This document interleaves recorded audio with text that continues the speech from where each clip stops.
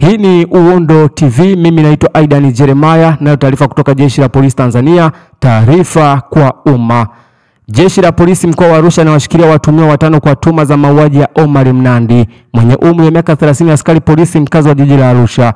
Watuhumiwa hao walitenda kosa hilo tarehe 11 mwezi wa 10 2025, muda wa usiku huko katika baa iitwayo Simaloi iliyopo maeneo ya Karoleni jijini Arusha, ambapo walimjeruhi Mwanga sehemu mbalimbali za mwili wake na kuupelekea umauti wake wakati akipatiwa matibabu katika hospitali ya rufaa ya Mauti Meru Arusha.